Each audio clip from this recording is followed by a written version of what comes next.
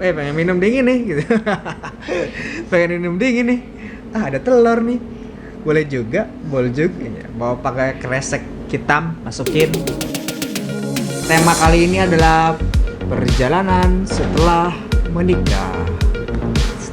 Oh iya, setelah Ya setelah menikah lah, bukan setelah pacaran. bukan setelah pacaran, setelah sah.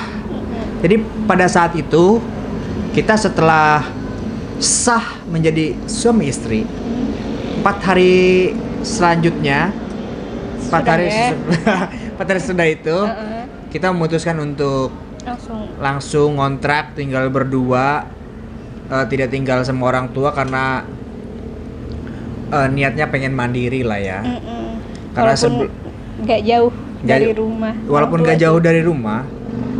Karena Kontrak ya? pada saat itu gua belum pernah hidup sendiri, maksudnya ngekos, kontrak, pas kuliah, pas sekolah belum. Dia juga sama. Akhirnya kita memutuskan Tapi itu kesebut mandiri nggak sih? Nggak. Karena kan kita kan waktu itu keuangan lagi sulit. ya. Makan ngambil dari rumah itu mandiri, bukan itu cuma pisah rumah doang aja. Ya setidaknya kita bisa berpikir ya. Iya. Kan pada saat itu kita harus bayar kontrakan, bayar air, bayar listrik dan lain-lain. Jadi memang pada saat itu setelah kita menikah, kehidupan memang sangat perih sekali. Berapa Kasihan bulan sayangku. kita? Berapa bulan kita ngelewatin hal itu? 3 bulan 3 ya? bulan lah. Alhamdulillahnya ya. Alhamdulillahnya, karena banyak cerita ya setelah gua nanya ke orang-orang yang lain mah ada yang sampai setahun, 2 tahun ngerasain susahnya, bener-bener susah. Definisi susahnya emang bener-bener susah yang ya.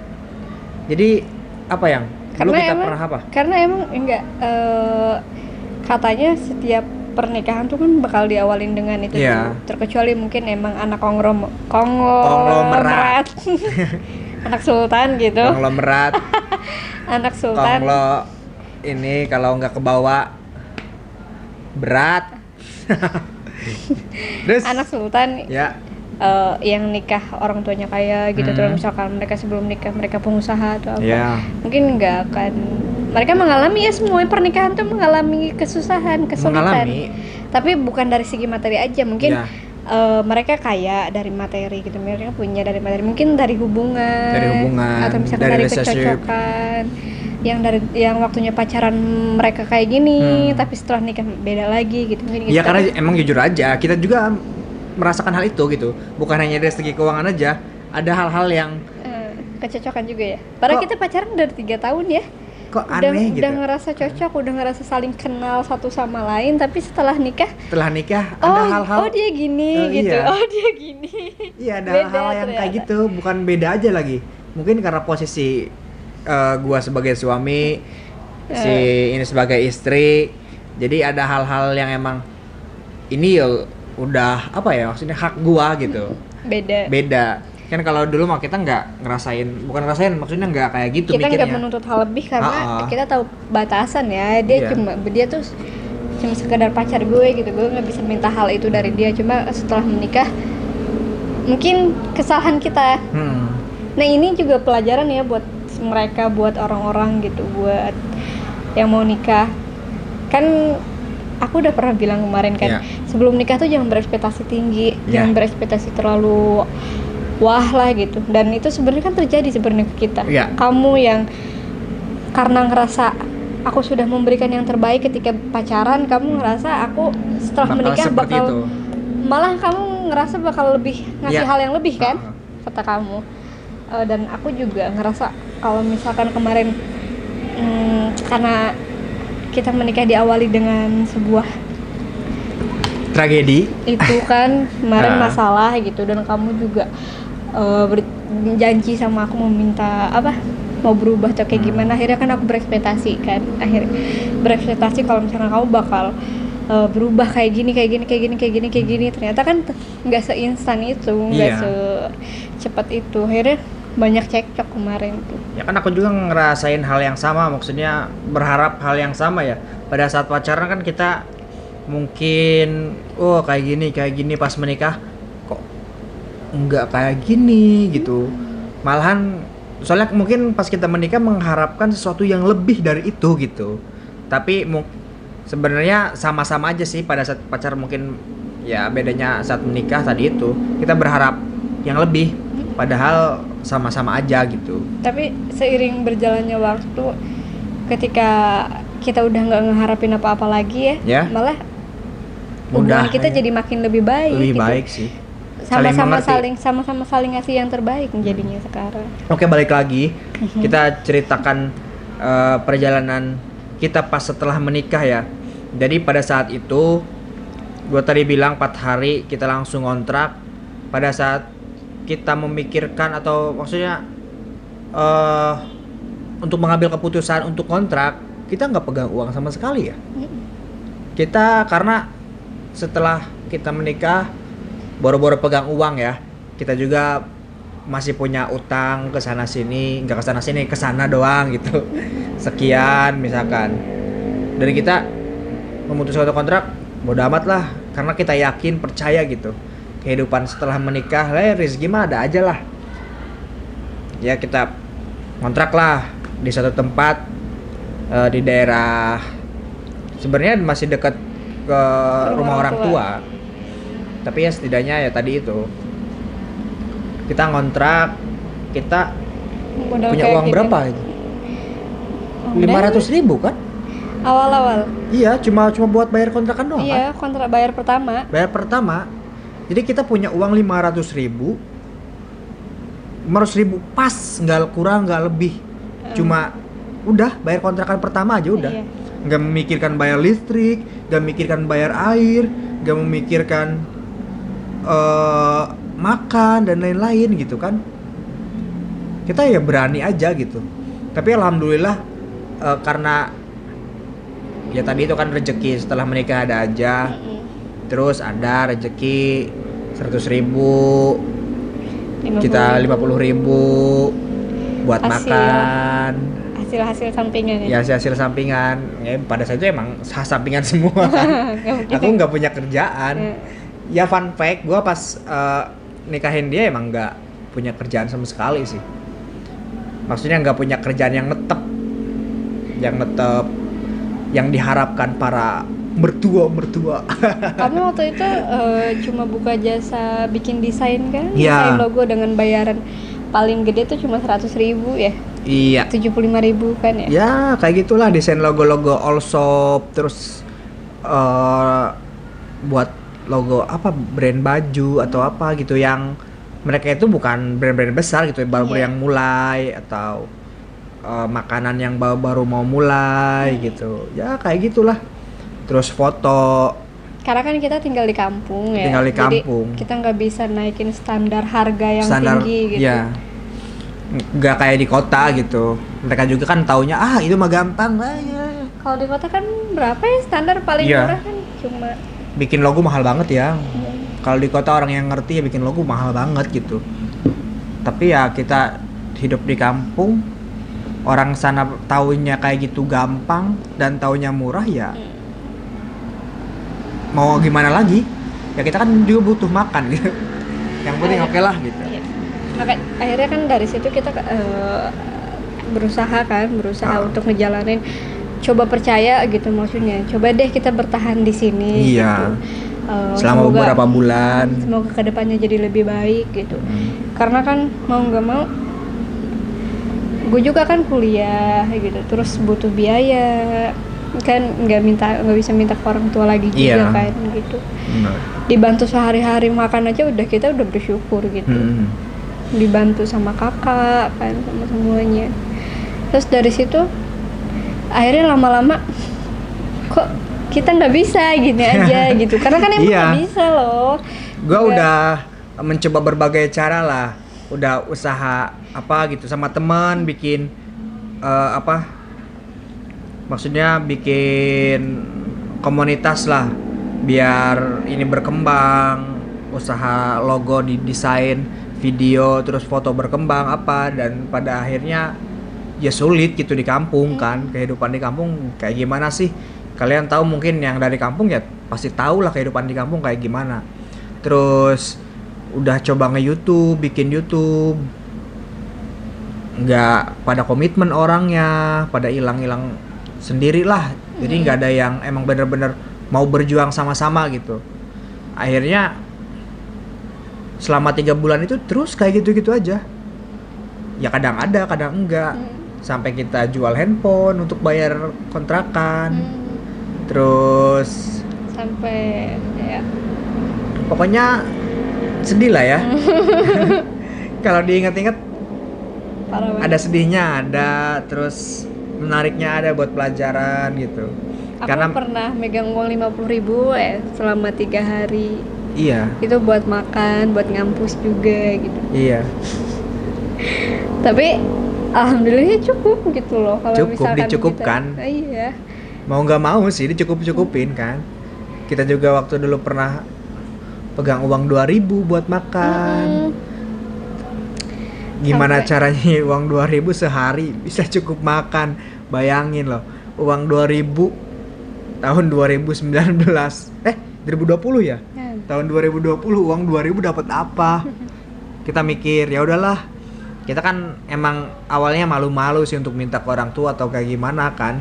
Akhirnya memberanikan, udahlah. Kita minta beras aja, minta beras. Minta beras, paling minta telur. Minta gitu. telur Tapi kadang- mentah. Bukan minta sih, lebih ini nyuri telur. Kan di rumah suka ada di kulkas tuh. Di Ada kulkas. Ya pengen minum dingin nih gitu. Pengen minum dingin nih. Ada telur nih. Boleh juga. Ya, bawa pakai kresek hitam, masukin. Ya lumayan lah. Terus yang 2.000 untuk beli kecap. Iya. Iya, uang 2.000-nya kan buat beli kecap Beli kita kan. kecap. Aku waktu itu pernah Aji. Gue punya kakak laki-laki kan dulu. Bukan dulu, sekarang juga. Iya. Dia kan masih hidup. Dia ke rumah kan waktu itu minta antar ke kampus. Kan soalnya waktu itu dia ngampus juga bareng gue. Terus yang paling sedih tuh dia ngajak ke pasar gitu loh. Ngajak karena pokoknya keluarga itu kita semuanya tahu sama keadaan kita, tapi mereka tuh pengen bantu tapi nggak pengen bikin kita malu gitu loh. Ngerti nggak? Iya. Jadi kakak aku waktu itu ngajak ke pasar, ngajak belanja bahan makanan, beli ayam gitu, terus beli beras gitu ya. Aku masih tidur itu ya. Masih tidur. Kau bangun-bangun udah pada matang kan? Kata gue kan, gue nggak ngerasa ngasih duit kan. Pas bangun ada ayam. Ini dari mana yang? Kata dia kan ngomong, dikasih katanya tadi diajak ke pasar. Oh alhamdulillah. Dia kan kaget, maksudnya gue kan nggak ngasih uang. Terus tahu-tahu ada makanan, ayam, terus sayur asam kan, terus sambal ya adalah maksudnya buat makan. Gue nggak ngerasa ngasih uang kok. Untung ini kita apa cewek gue ngejablak? Ngelonte. Ternyata bukan. Alhamdulillah aja gitu. Untung kita hidup dari kecil pernah susah ya. Pernah susah lah. Sampai kita gede juga susah perasaan. Sampai Ya sekarang kan? juga masih susah sih. Enggak susah. Kita harus bersyukur lebih baik lah dari kemarin. Ya bersyukur lah sekarang lebih. Maksudnya waktu kecil tuh pernah ngalamin hal yang kayak gitu, Ya. makan sampai sama garam doang kan aku pernah gitu. Jadi ngalamin kehidupan yang kayak gitu tuh udah nggak kaget lagi. kaget gitu. lagi. Udah enggak. Malahan ketika nanti kaya kita bakal kaget sih. Malah takut ya. kayak misal aduh. Kenapa?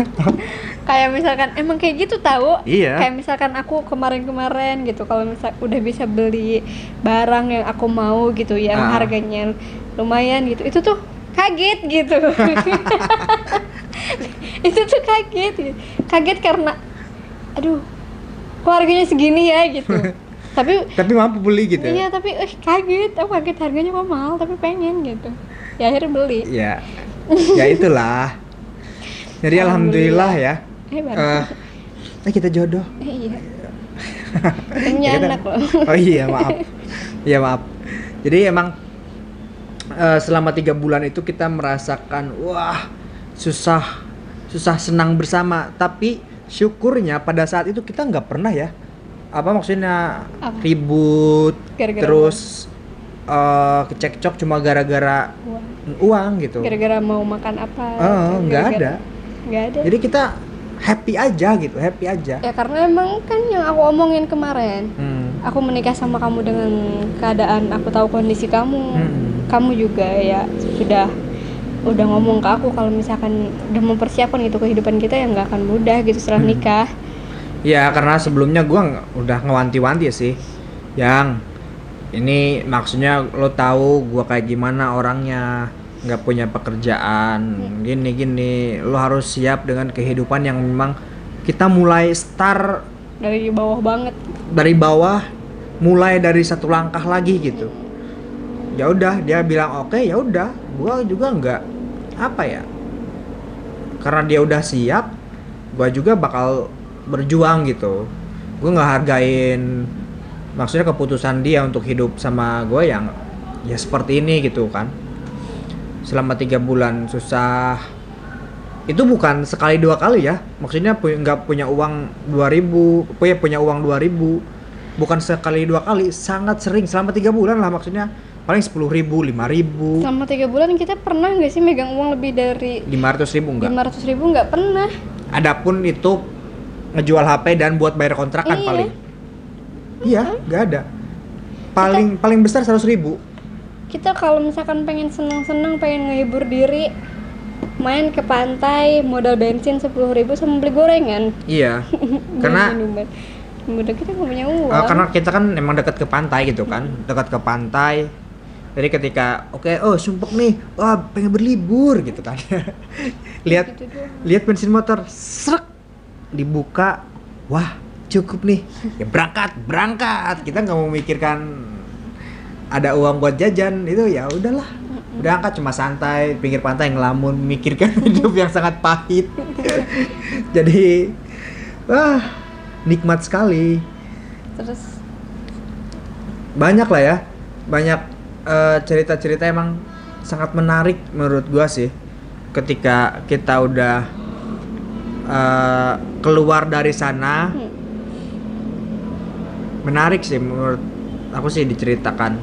ya Karena kan kemarin itu kan bukan itu dari segi materi ya, dari segi materi. Kalau misalkan dari segi hubungan, kita setelah menikah sering cekcok, sering ribut gitu. Tapi bukan karena uang, bukan karena ekonomi. Karena tadi itu kan kita mungkin berharap lebih atau apa gitu ke pasangan kita masing-masing. kita setelah nikah jadi punya ego gini loh. Iya. Apa ya, gue nggak akan ngasih hal yang terbaik sama lo sebelum lo ngasih hal itu juga ke gue gitu. Iya. Kita malah sama-sama kayak gitu ya. Iya. Dan Jadi yang akhirnya malah ngadu gitu. saling nonjok gitu loh, Heeh. saling nyakitin gitu. Aku ngerasa kayak gue ngerasa kok gini gitu maksudnya. Waktu pacaran gue punya sifat, gue pengen memberikan semuanya buat dia yang terbaik walaupun dia nggak ngebales gitu, walaupun dia nggak ngasih hal yang sama ke gue gitu. Iya nggak sih? Iya. Itu yang bikin kamu menikahi aku tuh karena ya Iya. Aku Itu yang- salah satunya. aku yang berusaha ngasih yang terbaik buat kamu gitu, meskipun kamu nggak ngasih hal yang sama kan. Iya. Tapi setelah nikah gue punya sifat yang kayak apa ya, gue punya pemikiran yang kayak gini, gue punya rasa dendam gitu loh. Itu salahnya gue sih, gue punya rasa dendam, gue punya rasa benci gitu.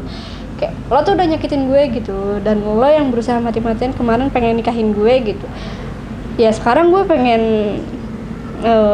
nunggu gitu, mana sih gitu maksudnya Iya.